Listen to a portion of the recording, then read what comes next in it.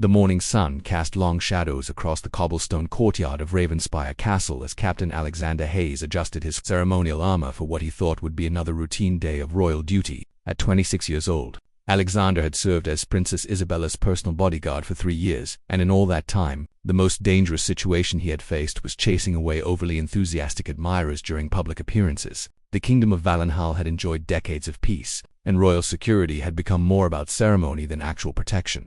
Princess Isabella, now 19, was beloved throughout the kingdom for her kindness and intelligence. Unlike many royals who lived in isolation, she insisted on regular visits to villages, hospitals, and schools. Her genuine care for her people had made her not just a princess, but a symbol of hope and compassion. Alexander had watched her grow from a shy 16-year-old into a confident young woman who could light up any room she entered. Today was supposed to be special but simple. Princess Isabella was scheduled to visit the new children's hospital in the capital city, a project she had personally championed for 2 years. The hospital was her greatest achievement, funded through her own charitable foundation and built to provide free medical care to children from poor families. Alexander had helped coordinate dozens of such visits, and they always followed the same pattern: arrival by royal carriage, brief ceremony, tours of the facilities, interaction with patients and staff, then return to the castle. Alexander stood in the castle's main hall, watching as Princess Isabella descended the grand staircase. She wore a simple but elegant blue dress, chosen specifically because blue was said to be calming for sick children. Her long auburn hair was styled in a modest bun, and she carried herself with the perfect balance of royal dignity and approachable warmth that had made her so popular with the people. "Good morning, Captain Hayes," Princess Isabella said with a smile that could brighten even the gloomiest day. "Are you ready for another adventure?" Alexander bowed slightly, as protocol demanded. But his relationship with the princess had evolved beyond mere formality over the years. She had come to trust his judgment completely, and he had developed a fierce loyalty that went far beyond his professional duties. "Always ready, Your Highness," Alexander replied. "The route has been secured, and the hospital staff is eagerly awaiting your arrival." What Alexander didn't know was that 3 miles away, in a rundown warehouse on the outskirts of the city, a group of 5 desperate men were making final preparations for a plan that would shatter the peaceful morning. Led by Marcus Blackwood, a former soldier who had been discharged in disgrace for theft, the group had spent months planning what they believed would be a simple kidnapping that would make them rich beyond their wildest dreams. Marcus had convinced his companions that kidnapping Princess Isabella would be easy money. They would grab her during the hospital visit, demand a massive ransom from the king, and disappear to a neighboring country where they could live like kings themselves. Marcus had studied the princess's schedule and security arrangements, and he was convinced that one guard, no matter how skilled, couldn't stop 5 determined men. The other members of the group were equally desperate. Thomas Reed was drowning in gambling debts and facing threats from dangerous creditors. James Morton had lost his farm to drought and needed money to feed his starving family. David Kane was unemployed and bitter, blaming the royal family for his misfortunes. Samuel Cross was the youngest at 20, drawn into the plot by promises of easy wealth and adventure. None of them truly understood what they were about to attempt, or the kind of man they would be facing in Captain Alexander Hayes. Alexander had not always been a royal guard. Born in a small mountain village, he had shown exceptional skill with weapons and strategy from a young age. He had served 2 tours of duty in the border conflicts with neighboring kingdoms, earning recognition for his bravery and tactical brilliance. When he returned from military service, his reputation had reached the royal court, and he had been personally selected by King Edmund to serve as his daughter's protector. But Alexander's skills went far beyond what appeared in his official record. During his military service, he had been part of an elite unit that specialized in rescue operations and counterattack. He had been trained in advanced combat techniques, rapid threat assessment, and split-second decision-making. His instructors had noted that Alexander possessed an almost supernatural ability to sense danger before it became apparent to others. As the royal carriage made its way through the city streets toward the children's hospital, Alexander sat across from Princess Isabella, maintaining his professional composure while his trained senses constantly scanned their surroundings. The streets were lined with cheering citizens who had come out to see their beloved princess, and everything appeared normal and celebratory. Princess Isabella waved to the crowds with genuine warmth, stopping occasionally to accept flowers from children or to speak with elderly citizens who had waited hours just to see her. Alexander admired her natural ability to connect with people, but he never let his guard down completely. Even in the safest situations, he remained alert and ready. The children's hospital was a magnificent building, constructed with the finest materials and designed to be both functional and beautiful. Princess Isabella had insisted that sick children deserved to be surrounded by beauty and hope, not sterile ugliness. The building featured colorful murals, gardens visible from patient room windows, and play areas designed to help children forget their illnesses. even temporarily. Dr. Sarah Mitchell, the hospital's chief administrator, greeted Princess Isabella at the main entrance with obvious excitement and gratitude. "Your Highness, welcome to the Isabella Children's Hospital. We cannot thank you enough for making this dream a reality." Princess Isabella embraced Dr. Mitchell warmly, ignoring royal protocol in favor of genuine human connection.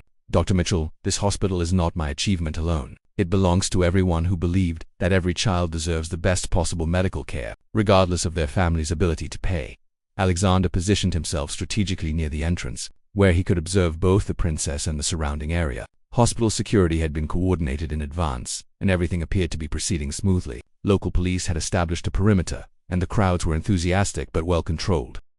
As Princess Isabella began her tour of the hospital, visiting patient rooms and speaking with doctors and nurses, Alexander followed at a discreet distance. He watched her interact with sick children, seeing how her presence seemed to bring genuine joy and hope to young patients who were facing serious medical challenges. One little girl, barely 6 years old and recovering from heart surgery, you gave the princess a drawing she had made, and Alexander saw tears of genuine emotion in Isabella's eyes. What Alexander didn't see was Marcus Blackwood and his accomplices positioning themselves around the hospital's rear entrance. They had studied the building's layout and identified what they believed was the perfect spot for their ambush. The rear entrance was used for deliveries and staff access, and they had noticed that royal security seemed lighter in that area. Marcus had timed their plan to coincide with the princess's visit to the hospital's garden area, which could be accessed through the rear entrance. They would wait until she was outside, away from the main crowds, then strike quickly and escape through predetermined routes before anyone could. Reactive 5 men were armed with knives and clubs, but Marcus had insisted that no one was to be seriously harmed if possible. Their goal was money, not murder, and killing a member of the royal family would bring down the full weight of the kingdom's military forces upon them. They planned to grab the princess, neutralize her guard, and disappear before anyone realized what had happened. As the morning progressed, Alexander began to feel a strange uneasiness that he couldn't quite explain. Nothing appeared to be wrong, but his military training had taught him to trust his instincts. Even when logic suggested everything was fine, he found himself scanning the crowds more carefully, paying closer attention to people who seemed out of place or nervous. Princess Isabella noticed Alexander's increased alertness. "Captain Hayes, is everything all right? You seem more tense than usual." Alexander didn't want to alarm her unnecessarily, but he also couldn't ignore the growing sense of unease that was building in his chest. "Just maintaining proper vigilance, Your Highness. Please continue with your schedule, but stay close to me when we move to different areas of the hospital." As they approached the final portion of the hospital tour, which would take them to the beautiful healing garden that Princess Isabella had specifically requested be included in the building's design, Alexander's sense of impending danger reached a critical level. Something was wrong, even though he couldn't identify what it was. The healing garden was Princess Isabella's proudest achievement in the hospital's design. It featured carefully selected plants and flowers known for their therapeutic properties, peaceful walking paths, and comfortable seating areas where patients and families could find moments of tranquility during difficult times. She had insisted that access to nature and beauty was essential for healing, and the garden was proof of her commitment to treating the whole person, not just medical symptoms. As they walked toward the garden's entrance, Alexander's highly trained senses finally identified the source of his unease. There were too many men in work clothes positioned around the area, and they were paying too much attention to Princess Isabella's movements rather than focusing on their supposed tasks. His military experience kicked in, and he immediately began calculating distances, escape routes, and defensive positions. Alexander's military instincts screamed danger as he noticed the subtle signs that ordinary people would miss completely. The men positioned around the garden entrance weren't hospital maintenance workers as their clothing suggested. Their boots were wrong, their postures were too alert, and most telling of all, they kept glancing at Princess Isabella with the focused intensity of hunters watching their prey. Years of combat training had taught Alexander to process multiple threats simultaneously while maintaining an outward appearance of calm normalcy. He couldn't alarm Princess Isabella or create panic among the hospital staff and patients, but he needed to assess the situation quickly and determine the best course of action. "Your Highness," Alexander said quietly, stepping slightly closer to Princess Isabella as they approached the garden entrance, "I'd like to suggest we modify our route slightly. Perhaps we could visit the children's art therapy room first, then return to the garden in a few minutes." Princess Isabella looked at him with curiosity. She had learned to trust Alexander's judgment implicitly over their 3 years together, and she could detect the subtle change in his tone that indicated professional concern rather than casual suggestion. "Of course, Captain Hayes," she replied smoothly, immediately altering her path without question. "Dr. Mitchell, would it be possible to see the art therapy program before we visit the garden?" Dr. Mitchell, though surprised by the change in schedule, quickly accommodated the request. "Certainly, Your Highness. The children in art therapy have been hoping to meet you." and they've prepared some special presentations. As they moved away from the garden area, Alexander discreetly activated a small communication device hidden in his uniform. Base, this is Alpha, possible hostile presence near the garden area, requesting immediate backup and perimeter sweep. Maintain discretion. The response came back within seconds. Alpha, backup en route. ATA 3 minutes. Continue normal operations until further notice. Alexander knew that 3 minutes could feel like an eternity in a dangerous situation, but he also knew that his primary responsibility was protecting Princess Isabella, not engaging potential threats unless absolutely necessary. His goal was to keep her safe while allowing security forces to handle the situation properly. Marcus Blackwood watched with growing frustration as Princess Isabella and her guard suddenly changed direction and moved away from the garden area. He had positioned his team perfectly for an ambush, and now their carefully planned operation was falling apart before it had even begun. She was supposed to go to the garden first, Thomas Reed whispered urgently. What do we do now? Marcus felt panic beginning to set in, but he forced himself to think clearly. They had invested too much time and effort in this plan to abandon it now, and his personal debts were becoming more dangerous every day he delayed paying them. We adapt, Marcus said grimly. James and David, follow them inside and identify where they're going. Samuel and Thomas, stay here and watch the exits. If they come back to the garden, we proceed as planned. If not, we'll have to improvise. What Marcus didn't realize was that his group's amateur approach to surveillance had already been noticed by Alexander's trained eyes. Professional criminals or terrorists would have been much harder to detect, but these desperate men lacked the skills and discipline necessary for successful covert operations. Inside the art therapy room, Princess Isabella was genuinely delighted by the children's creativity and enthusiasm. Young patients, some still connected to medical equipment, proudly showed her paintings, sculptures, and drawings that represented their dreams, fears, and hopes for the future. A 12-year-old boy named Michael, who was receiving treatment for leukemia, presented Princess Isabella with a painting he had created specifically for her visit. It showed a beautiful princess in a blue dress standing in a garden surrounded by children who were healthy and happy. This is how I imagine the garden will help other kids feel better, Michael explained shyly. Even when we're sick, we can still dream about beautiful things. Princess Isabella was visibly moved by the gift, and Alexander could see genuine tears of emotion in her eyes. This was why she did these visits, why she had fought so hard to build this hospital. It wasn't about royal duty or public relations. It was about making real differences in the lives of children who were facing challenges no child should have to endure. Michael, this is the most beautiful painting I have ever received, Princess Isabella said, kneeling down to the boy's eye level. Would it be all right if I hung this in my private chambers at the castle? I would love to look at it every day and remember your courage and creativity. Alexander maintained his professional vigilance while witnessing this touching interaction, but his communication device buzzed with an urgent update. Alpha, we have identified 5 suspects positioned around the hospital perimeter to have entered the building and are attempting to locate your position. Recommend immediate extraction. The situation had just escalated from potential threat to active danger. Alexander knew he had perhaps 60 seconds before the hospital would need to be placed on lockdown, which would create panic among staff, patients, and families. His priority was getting Princess Isabella to safety without causing a crisis that could traumatize sick children and their families. Your Highness, Alexander said quietly, moving closer to her as she continued interacting with Michael and the other children. We need to begin wrapping up this visit. There's a scheduling conflict that requires our immediate attention. Princess Isabella recognized the subtle code words Alexander used when security concerns arose, without showing any sign of alarm. She began gracefully concluding her conversations with the children and thanking the art therapy staff. Michael, I will treasure this painting always, she told the young boy, giving him a gentle hug. Keep creating beautiful art, and remember that you are braver than you know.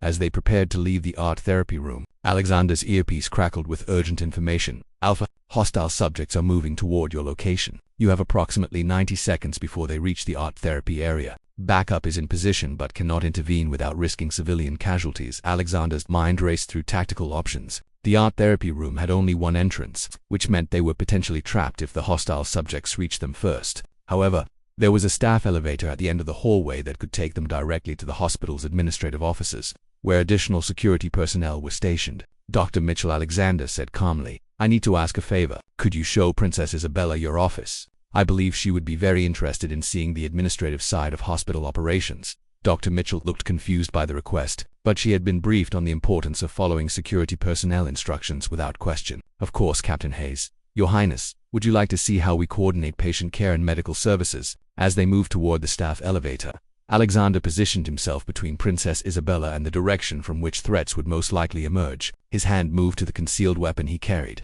though he hoped desperately that he wouldn't need to use it in a hospital filled with sick children and their families. James Morton and David Kane had finally located the art therapy room, but they arrived just as Princess Isabella and her entourage were boarding the staff elevator. James felt a surge of panic as he realized their target was escaping. "We're losing her," David whispered urgently. "Should we follow them up?"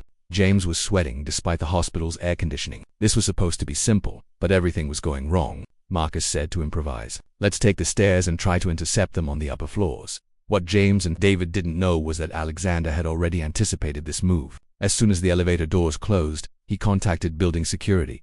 "This is Captain Hayes with Princess Isabella. We need all stairwells monitored immediately. Hostile subjects are attempting to track our movement through the building."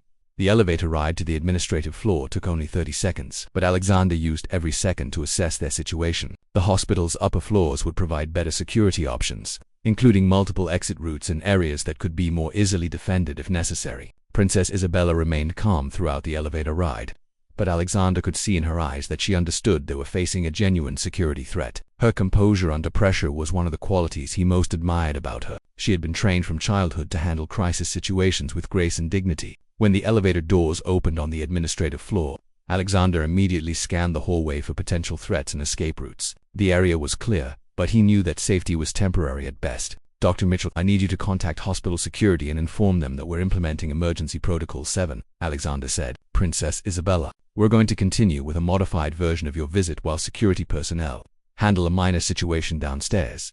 Dr. Mitchell's face went pale as she realized something serious was happening, but she immediately moved to comply with Alexander's instructions. Emergency Protocol 7 meant that the hospital would be quietly secured without creating panic among patients and families as they moved toward Dr. Mitchell's office. Alexander's earpiece delivered the update he had been hoping for. "Alpha, 4 of the 5 suspects are in custody. 1 subject is still unaccounted for and potentially dangerous. Continue security protocols until further notice." Alexander felt a mixture of relief and continued concern. 4 out of 5 threats had been neutralized, but 1 dangerous individual was still free somewhere in the building. Until that person was captured, Princess Isabella remained at risk. What Alexander didn't know was that Marcus Blackwood, the leader of the group, had avoided capture by abandoning his accomplices and hiding in the hospital's basement maintenance area. Marcus was now desperate and angry. Realizing that his carefully planned operation had failed and that his associates were probably already in police custody, Marcus had 2 choices: surrender and face certain imprisonment, or make one last desperate attempt to salvage something from the disaster. His mounting debts and fear of his creditors drove him toward the more dangerous option. If he could somehow still get to Princess Isabella, he might be able to negotiate his way out of the situation. Armed with a knife and driven by desperation, Marcus began making his way through the hospital's service corridors toward the upper floors, determined to find Princess Isabella and her guard before additional security forces could locate him. In Dr. Mitchell's office on the 4th floor, Alexander maintained his protective stance near the door while Princess Isabella graciously examined charts and reports that detailed the hospital's patient care statistics. Despite the ongoing security situation, she showed genuine interest in the hospital's operations, asking thoughtful questions about treatment outcomes and patient satisfaction scores. "The recovery rates for children in your cardiac unit are remarkable," Princess Isabella observed, studying a colorful chart on Dr. Mitchell's wall. "What do you attribute to these exceptional results?" Dr. Mitchell, though still nervous about the security situation, warmed to the topic she was most passionate about. "Your Highness, I believe it's the combination of advanced medical technology with the healing environment you insisted we create. The gardens, the art therapy, the family support areas, they all contribute to faster recovery times and better long-term outcomes." Alexander's earpiece crackled with an update. "Alpha, security sweep of floors 1 through 3 complete. No additional threats detected. 1 subject still unaccounted for, believed to be hiding in building infrastructure. Maintain position until all clear."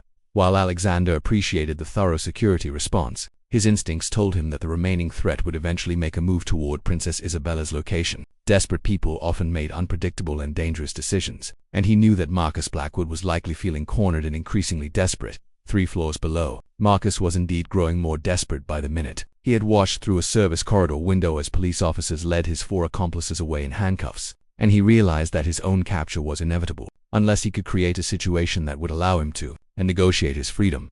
Marcus had studied the hospital's layout extensively during the planning phase of their operation, and he knew that the building's service elevator system would allow him to reach the upper floors without using the main elevators or stairwells that were likely being monitored by security personnel. As he made his way through the maintenance tunnels toward the service elevator, Marcus tried to convince himself that he wasn't planning to hurt anyone. He just needed to reach Princess Isabella and use her as leverage to secure safe passage out of the country. Once he was safely across the border, he could release her unharmed and disappear forever.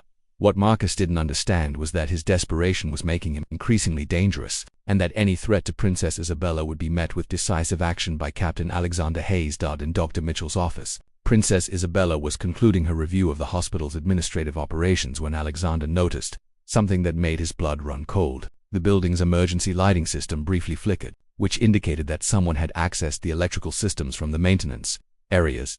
Alexander immediately activated his communication device base. "This is Alpha. Building electrical systems have been accessed. If a suspect may be using infrastructure to reach upper floors, request immediate lockdown of all service areas and backup power systems." The response came back within seconds. "Alpha, maintenance areas being sealed now. However, service elevator to administrative floor shows recent activation. Suspect may already be en route to your location." Alexander's training kicked into overdrive. He had perhaps 60 seconds before Marcus Blackwood could reach their floor, and he needed to get Princess Isabella to a more defensible position immediately. "Your Highness, Dr. Mitchell, we need to move to a more secure location right now," Alexander said with calm authority that brooked no argument. "Please follow my instructions exactly and stay close behind me." Princess Isabella recognized the urgency in Alexander's voice and immediately stood up from the chair where she had been, reviewing hospital documents. Dr. Mitchell, it looked confused and frightened, but she also prepared to follow Alexander's lead. Alexander quickly assessed their options. Dr. Mitchell's office had a large window that overlooked the hospital's main courtyard, but it was a 4-story drop to the ground. The office door opened onto the main administrative hallway, which provided multiple escape routes but also multiple approach angles for a potential attacker. "Is there another exit from this office?" Alexander asked Dr. Mitchell. "There's a door that connects to the conference room next door," Dr. Mitchell replied. "From there, you can access the emergency stairwell that leads directly to the building's security office." Alexander made his decision quickly. "We're going to move to the conference room, then to the emergency stairwell. Your Highness, please stay between Dr. Mitchell and me at all times. Move quickly but quietly." As they prepared to leave Dr. Mitchell's office, Alexander heard the faint sound of the service elevator reaching their floor. Marcus Blackwood had arrived, and confrontation was now inevitable. Alexander positioned himself at the office door, listening carefully to the sounds in the hallway outside. He could hear footsteps moving cautiously down the corridor, and he knew that Marcus was probably checking each room systematically as he searched for Princess Isabella. "Dr. Mitchell," Alexander whispered, "I need you to take Princess Isabella to the conference room and then to the emergency stairwell. Do not wait for me. Go directly to the security office and tell them that the threat has reached the 4th floor." Princess Isabella stepped closer to Alexander. "Captain Hayes, I'm not leaving you to face this alone." Alexander looked into her eyes with a mixture of professional determination and personal affection that he had never allowed himself to express before. "Your Highness, my job is to protect you, and I cannot do that effectively if I'm worried about your safety. Please trust me and go with Dr. Mitchell." Princess Isabella nodded reluctantly, understanding that arguing would only put all of them in greater danger. "Be careful, Alexander," she said, using his first name for the first time in 3 years of service together. As Princess Isabella and Dr. Mitchell moved quietly toward the conference room, Alexander prepared for what he knew would be a dangerous confrontation. Marcus Blackwood was desperate, armed, and had nothing left to lose. Alexander's job was to stop him before he could reach Princess Isabella. Regardless of the personal cost, Alexander could hear Marcus getting closer, checking rooms methodically as he moved down the hallway. The man was being careful, but his desperation was making him sloppy. Alexander used his military training to position himself ensuring that he would have the element of surprise when Marcus reached Dr. Mitchell's office. Marcus had found the administrative floor eerily quiet, but he knew that Princess Isabella had to be somewhere nearby. The service elevator had shown recent use to this floor, and his research had indicated that hospital administrators often hosted VIP visitors in their offices. When Marcus reached Dr. Mitchell's office, he noticed that the door was slightly ajar and that lights were on inside. He paused outside, listening carefully for any sounds that might indicate how many people were in the room. What Marcus heard was the faint sound of voices coming from somewhere beyond the office, and he realized that his targets were probably moving to a different location. His desperation increased. Knowing that his window of opportunity was closing rapidly, Marcus pushed the office door open and stepped inside, knife in hand, ready to confront whoever he found. What he didn't expect was the speed and precision with which Alexander Hayes would respond to his intrusion. Alexander had positioned himself beside the office door, out of sight from the hallway but with a clear view of anyone entering the room. When Marcus stepped inside, Alexander could see immediately that the man was armed and dangerous, but also that he was amateur and frightened. "Drop your weapon and get on the ground," Alexander commanded, stepping into view with his own weapon drawn and trained on Marcus. "You're surrounded and have nowhere to go." Marcus spun around to face Alexander, and for a moment both men sized each other up. Marcus saw a professional soldier who was clearly prepared to use deadly force if necessary. Alexander saw a desperate man who was unpredictable and therefore extremely dangerous. "Where is she?" Marcus demanded, his voice shaking with a mixture of fear and adrenaline. "I know Princess Isabella is here somewhere. I just want to talk to her." Alexander maintained his tactical position, keeping his weapon trained on Marcus while calculating distances and angles. "Princess Isabella is safe and protected. Your only option is to surrender peacefully. Drop the knife and lie face down on the floor with your hands behind your head." Marcus looked around the office frantically, realizing that Princess Isabella was not there, but also understanding that Alexander would never tell him where she had gone. His original plan was completely destroyed. His accomplices were in custody, and his only remaining option was to somehow force Alexander to take him to Princess Isabella. "You don't understand," Marcus said desperately. "I'm not a terrorist or a killer. I just need money to pay my debts, or they're going to kill me. If I can just talk to the princess, maybe we can work something out."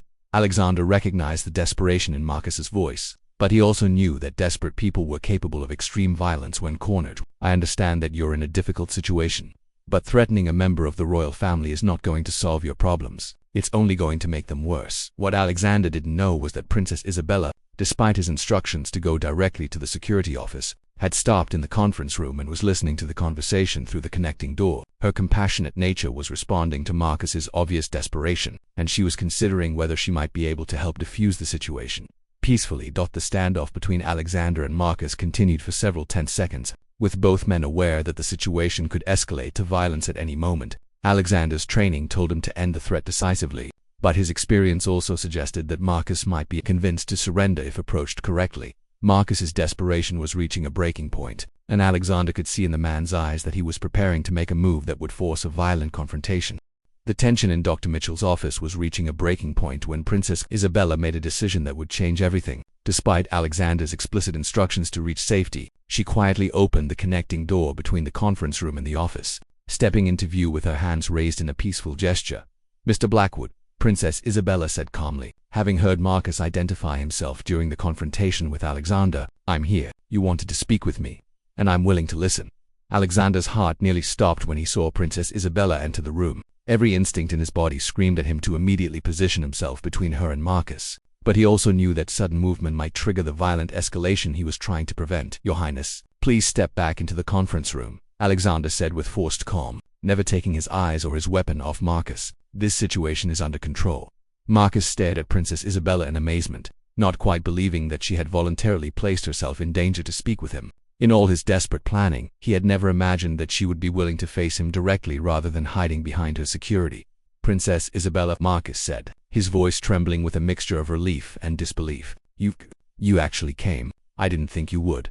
Princess Isabella took a small step forward, ignoring Alexander's obvious tension. "Mr. Blackwood, I understand that you're in a desperate situation. Captain Hayes told me that you mentioned debts and threats to your life. I want to help if I can, but not while you're holding a weapon." Alexander watched this exchange with professional admiration and personal terror. Princess Isabella was demonstrating exactly the kind of courage and compassion that had made her beloved throughout the kingdom, but she was also putting herself in incredible danger by engaging directly with an armed and desperate man. Marcus looked down at the knife in his hand as if seeing it for the first time. The reality of what he was doing, threatening the life of a young woman who was offering to help him, suddenly crashed down on him with overwhelming force. "I'm not a bad person," Marcus said, his voice breaking with emotion. "I served in the Royal Army for 6 years. I was decorated for valor in the southern campaigns. But after I was discharged, everything went wrong. I couldn't find work, I started gambling, and now I owe money to people who will kill me if I don't pay them." Princess Isabella could hear the genuine anguish in Marcus's voice, and her natural compassion responded to his obvious suffering. "Mr. Blackwood, putting down your weapon doesn't mean giving up hope. It means choosing a path where I can actually help you instead of having to treat you as a threat to my safety." Alexander remained ready to act instantly if Marcus made any threatening move toward Princess Isabella, but he was also beginning to see that her approach might succeed where force would certainly have resulted in violence. Marcus's hand was shaking as he held the knife, torn between his desperate need for a solution to his problems and his growing realization that threatening Princess Isabella was not going to provide that solution. "If I put down the knife, they'll arrest me," Marcus said desperately. "I'll go to prison, and the people I owe money to will kill my family to send a message to other debtors." My sister has 3 young children. They don't deserve to suffer because of my mistakes. Princess Isabella's eyes filled with compassion as she heard the full scope of Marcus's predicament. Mr. Blackwood, if you surrender peacefully, I give you my word that I will personally ensure your family's safety while we work to resolve your debt situation. The Royal Treasury has resources that can be used for exactly these kinds of emergencies. Alexander watched Marcus's face as he processed Princess Isabella's offer. The man was clearly struggling with the decision, weighing his desperation against the possibility that the princess might actually be able to help him. You would do that? Marcus asked, hardly daring to believe what he was hearing. You would help someone who threatened your life. Mr. Blackwood, you haven't actually threatened my life, Princess Isabella replied gently. You're a desperate man who made a terrible decision because you saw no other options. But there are always other options, and I want to help you find them. Marcus began to lower the knife, and Alexander felt a surge of relief. The situation was moving toward a peaceful resolution, which was always the best possible outcome in any confrontation. But just as Marcus was about to drop his weapon completely, the office door burst open and 2 security officers rushed in. Having tracked his location through the building's surveillance system, their sudden appearance startled Marcus, who instinctively raised his knife again and stepped backward toward Princess Isabella. Alexander's training took over in that instant. He could see that Marcus was now between him and Princess Isabella, and that the man's startled response had put her in immediate danger. Without hesitation, Alexander launched himself across the room, determined to place himself between Marcus and the princess regardless of the personal cost. The next 3 seconds unfolded with the terrible clarity that comes with extreme danger. Alexander reached Marcus just as the desperate man's reflexes caused him to swing the knife in Princess Isabella's direction. Alexander intercepted the blade with his own body, feeling the sharp steel penetrate his shoulder as he tackled Marcus to the ground.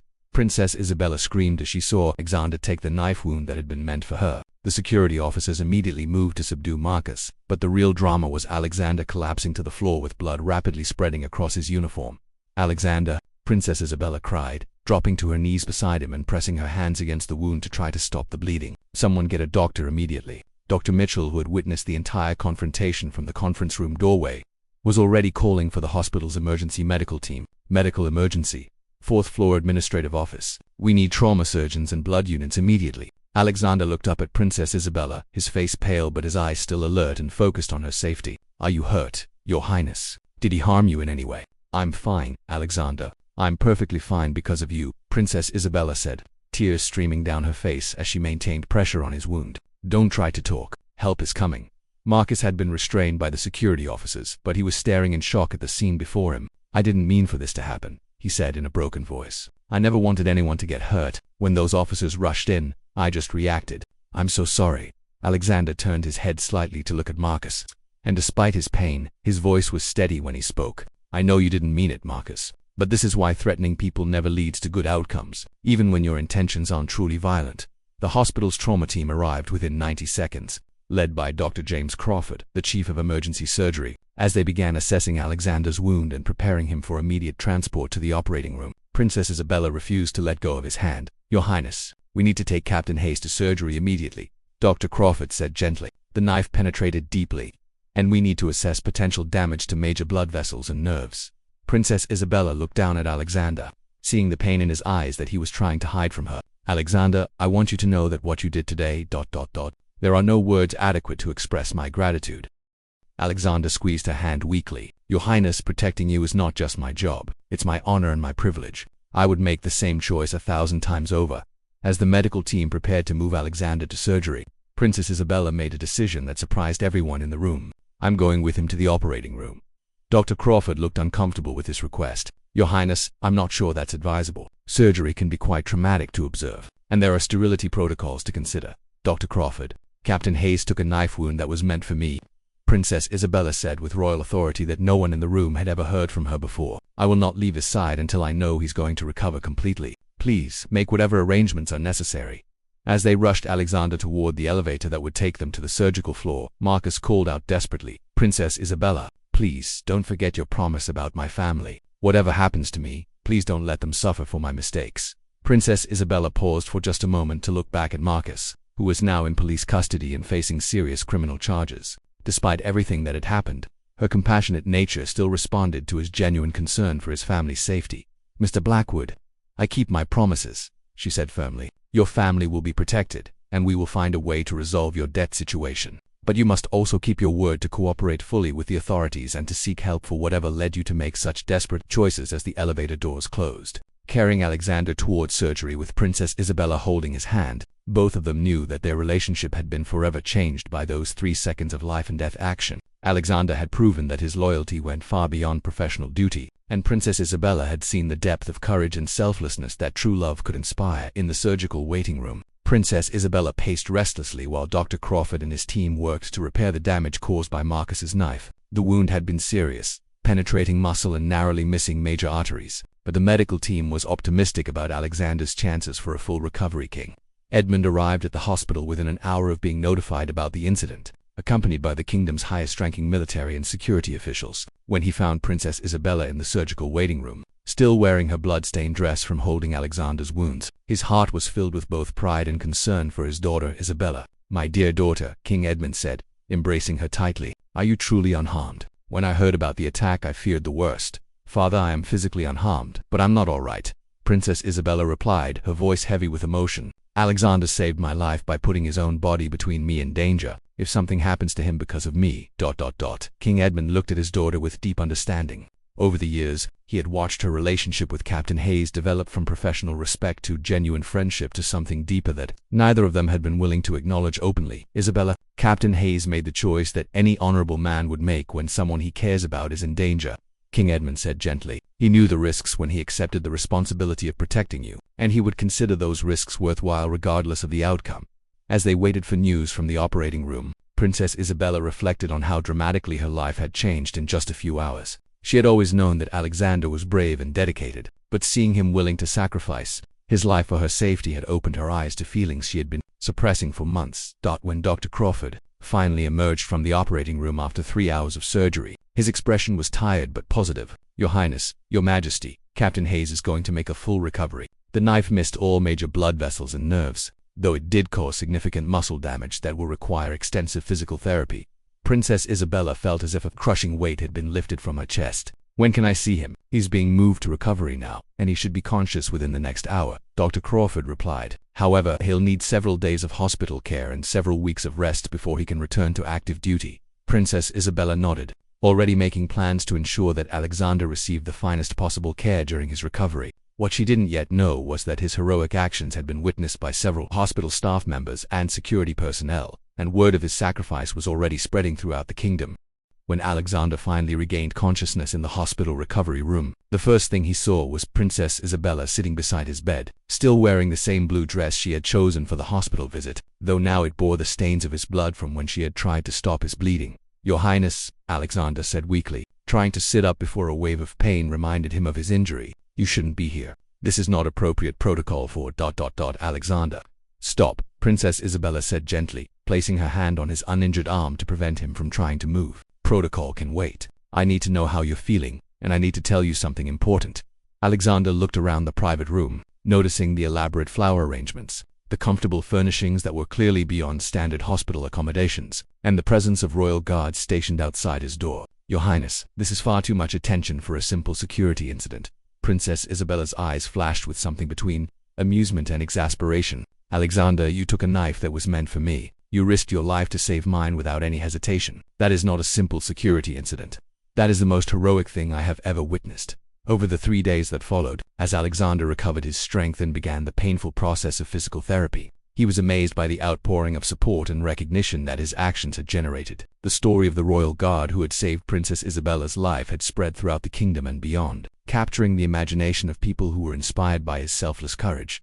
King Edmund visited Alexander personally, bringing with him the kingdom's highest military decoration for valor. "Captain Hayes, in my 40 years as king, I have never witnessed such immediate and selfless courage in the face of mortal danger. It is my honor to award you the Order of the Golden Crown, the highest recognition our kingdom can bestow upon a soldier." Alexander was overwhelmed by the recognition, but what moved him most was the presence of Princess Isabella during the ceremony. She had insisted on being there for every moment of his recovery, reading to him when he was too weak to focus, helping with his physical therapy exercises, and simply talking with him about subjects far removed from royal protocol and security procedures. "Your Highness, you don't need to spend so much time here," Alexander said during one of their conversations. "I'm sure you have important royal duties that require your attention." Princess Isabella smiled at him with an expression he had never seen before, one that was both tender and determined. "Alexander, In the past 3 days, I've realized something that I should have acknowledged long ago. My most important duty right now is being here with a man I love." Alexander stared at her in stunned silence, not quite believing what he had heard. "Your Highness, you can't possibly...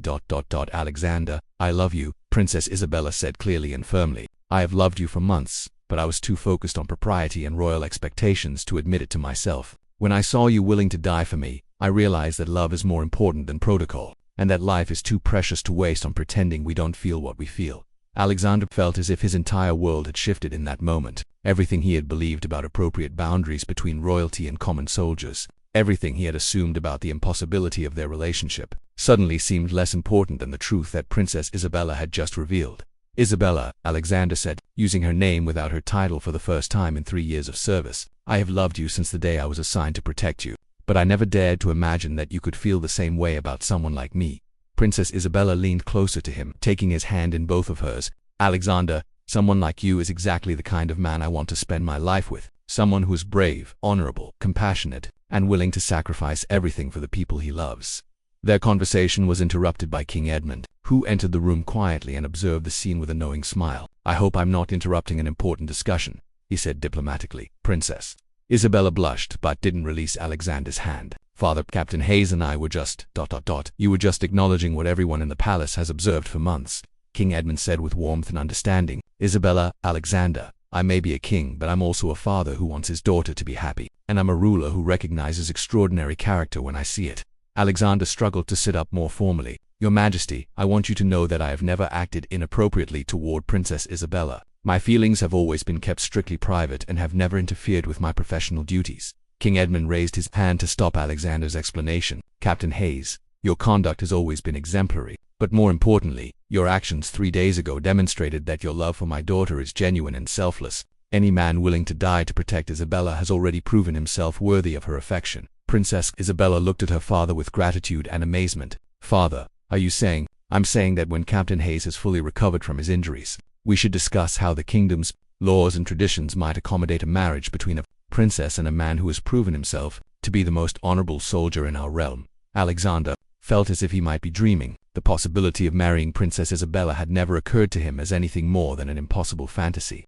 "Your Majesty, I'm honored beyond words, but I'm still just a common soldier. Princess Isabella deserves to marry someone of noble birth who can offer her a position worthy of her status." King Edmund sat down in the chair beside Alexander's bed, his manner both regal and fatherly. "Captain Hayes, nobility is not determined by bloodline or birthright. Nobility is determined by character, courage, and the choices we make when faced with adversity. You have demonstrated more true nobility in 3 seconds of action than most men show in a lifetime."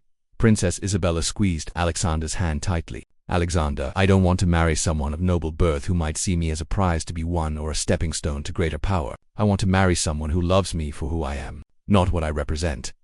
Over the following weeks, as Alexander completed his recovery and gradually returned to his duties, the kingdom buzzed with excitement about the developing romance between Princess Isabella and her heroic protector. The story had captured the public imagination, and people throughout the realm were following the courtship with the enthusiasm usually reserved for fairy tales. Marcus Blackwood, meanwhile, had been sentenced to 5 years in prison for his attempted kidnapping, but Princess Isabella had kept her promise to protect his family and resolve his debt situation. She had personally paid off his gambling debts and arranged for his sister and her children to receive ongoing financial support. Marcus had written her a letter from prison, expressing his profound gratitude and shame, and promising to spend the rest of his life trying to make amends for his actions. "Your Highness, why did you help Marcus after what he did?" Alexander asked during one of their walks through the palace gardens. Princess Isabella considered the question carefully. "Alexander, Marcus made terrible choices, but they came from desperation, not evil. If I can prevent his children from growing up in poverty because their uncle made mistakes, then something good will have come from that terrible day."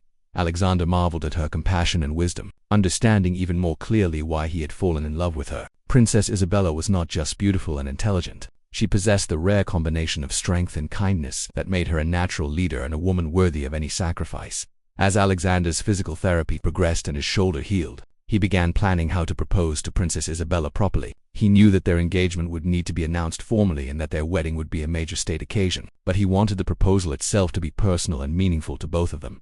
The perfect opportunity came during a return visit to the children's hospital where their love story had begun. Princess Isabella had insisted on completing the hospital tour that had been interrupted by Marcus's attack. and she wanted Alexander to accompany her as her escort rather than just her bodyguard. As they stood together in the healing garden that had been the site of so much drama and danger, Alexander knelt down on one knee and presented Princess Isabella with a ring he had designed himself. It featured a sapphire the color of her eyes, surrounded by smaller diamonds that represented the children who had benefited from her charitable work. "Isabella, my beloved princess," Alexander said, his voice strong and clear despite his nervousness, "will you marry me and allow me to spend my life protecting not just your safety, but your happiness?" Princess Isabella's answer was immediate and joyful. "Yes, Alexander, yes, with all my heart." Their engagement was announced throughout the kingdom that evening, and the celebration that followed was unlike anything the realm had ever seen. The people had not just gained a royal wedding to anticipate, they had witnessed a love story that proved heroes still existed and that true love could overcome any obstacle. 6 months after Alexander's heroic rescue, the kingdom of Valenhel was preparing for the most celebrated royal wedding in its history. Princess Isabella and Captain Alexander Hayes had captured the hearts of not just their own people, but of neighboring kingdoms in distant lands, whose representatives were traveling from across the continent to witness their union. The wedding preparations had been unlike anything the royal court had ever experienced. Instead of the traditional formal ceremonies that focused on political alliances and diplomatic relationships, Princess Isabella had insisted on a celebration that honored the values of service, courage, and compassion that had brought her and Alexander together. "I want our wedding to represent the kind of kingdom we hope to build together," Princess Isabella explained to the wedding planners. "A kingdom where nobility is measured by character rather than bloodline, where service to others is the highest honor, and where love is stronger than any obstacle." Alexander had been officially elevated to the title of Duke of Ravenshire, making him appropriate in rank for marriage to a princess. However, the title came with a unique condition that both he and Princess Isabella had requested. He would continue his service as the kingdom's chief of royal security, ensuring that his elevation to nobility would not remove him from the work he was passionate about. King Edmund had been amazed by the couple's commitment to service over luxury. Most people who marry into royalty are eager to enjoy the privileges of their new position. Isabella and Alexander seemed more interested in the responsibilities. The wedding ceremony was held in the Grand Cathedral of Valenhel, but Princess Isabella had insisted that the celebration extend far beyond the traditional noble guests. She had invited representatives from every village in the kingdom, ensuring that common people could witness and participate in the celebration. Most meaningfully, Princess Isabella had invited several special guests whose stories were connected to the day that had changed her life. Margaret Thompson, the cleaning lady from the palace, was given a place of honor among the wedding guests. Dr. Mitchell and the staff from the children's hospital were prominently featured in the ceremony. Even young Michael, the boy who had given Princess Isabella his painting, served as a page during the wedding procession. As Alexander stood at the altar waiting for his bride, he reflected on the extraordinary journey that had brought him to this moment. 18 months earlier, he had been a simple soldier doing his duty to protect a princess he admired but could never imagine loving. Now, he was about to marry that same princess, not despite their difference in birth, but because she had seen past his common origins to the man he truly was. When Princess Isabella appeared at the cathedral entrance, wearing a gown that managed to be both magnificently royal and elegantly simple, Alexander felt his breath catch in his throat. She looked radiant. But what moved him most was the joy and love shining in her eyes as she looked at him as Princess Isabella walked down the aisle. Escorted by King Edmund, she carried a small bouquet that included flowers from the healing garden where Alexander had proposed to her. She had specifically requested that the bouquet include some of the same therapeutic plants that were helping children recover at the hospital, symbolizing how their love had grown from a place of healing and service. The wedding ceremony was conducted by Father Benedict, the elderly priest who had counseled both Alexander and Princess Isabella during their engagement. He had worked with them to create vows that reflected their unique story and their commitment to serving others. Together, when it came time for Alexander to speak his vows, his voice was strong and clear as he looked into Princess Isabella's eyes. "Isabella, I promise to love you not just as my wife, but as my partner in creating a better world. I promise to protect not just your life, but your dreams and your compassion for others. I promise to stand beside you as we work to build a kingdom worthy of the love that brought us together, Princess." Isabella's vows were equally heartfelt. "Alexander, I promise to love you not just as my husband, but as my companion in service to others. I promise to support your courage and to match it with my own. I promise to build a life with you that honors the sacrifice you made for me and uses that sacrifice as inspiration to help others." As they exchanged rings, both Alexander and Princess Isabella were aware that their marriage represented something larger than their personal love story. They were setting a new precedent for royal marriages based on genuine affection and shared values, rather than political convenience. The celebration that followed the ceremony was magnificent but meaningful. Instead of the traditional formal reception focused on diplomatic protocol, Princess Isabella and Alexander hosted a festival that included music, dancing, and festivities that welcomed people from all social classes. One of the most touching moments of the celebration came when Marcus Blackwood's sister, accompanied by her 3 children, approached the royal couple to express their gratitude. Princess Isabella had not only kept her promise to protect Marcus's family, but had established a scholarship fund in their name to ensure that the children would have opportunities for education and advancement. "Your Highness, Your Grace," Marcus's sister said, still unsure of the proper way to address Alexander in his new noble title. "I can never thank you enough for your kindness to my family. My brother's actions could have destroyed us all, but your compassion gave us a chance for a better life." Princess Isabella embraced the woman warmly. "Your children are innocent of their uncle's mistakes, and they deserve every opportunity to build wonderful lives. Alexander and I believe that helping families like yours is one of the most important responsibilities that come with our positions." Alexander knelt down to speak with Marcus's nephew, a boy of about 8 who had been named the primary beneficiary of the scholarship fund. "What do you want to be when you grow up?" Alexander asked gently. "I want to be a royal guard like you," the boy replied with shining eyes. "I want to protect people and help them when they're in trouble."